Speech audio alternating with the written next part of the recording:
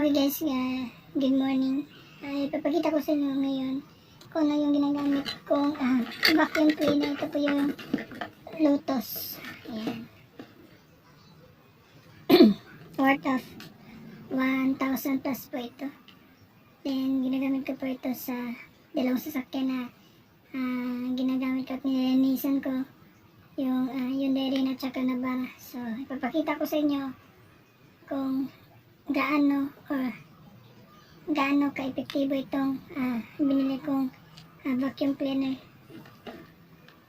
Ito po ay mayroong mga iba't ibang uri ng hose, yung panlinis. Yan. Yung quality po nito ay hindi ko papakita ko sa inyo kung talagang worth it ba yung ginagamit kong vacuum cleaner. So, pag ready na kayo guys, manood lang kayo. Guys, papakita ko po muna yung loob ng sasakyan na hindi pa nalilinisan para kayo nang husga kung ang kalidad ng vacuum cleaner ko na ginagamit ko ay sapat ba sa inyong sasakyan panglinis. So, ito na guys. Yan, madumi pa. Yan, sa driver seat, sa passenger seat, sa second row seat, yan. Yan.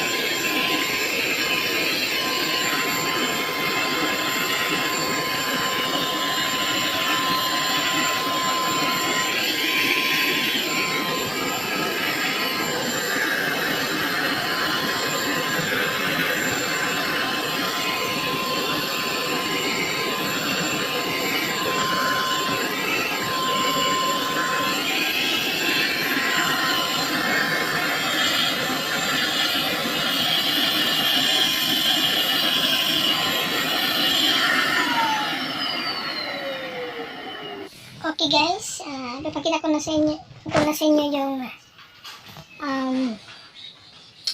resulta ng ating vacuum cleaner na ginamit. Kung sulit ba yung presyo na 1,000 plus na more or less 1,500 na vacuum cleaner. At ipapakita ko rin sa inyo kung anong brand ito. Pakita ko na sa inyo ha. Ayan guys, di talaga yun nakuha yung mga bubog.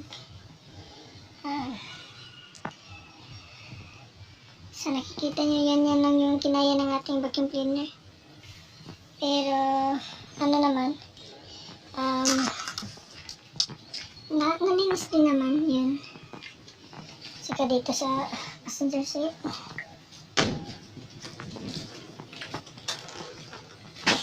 Yan guys.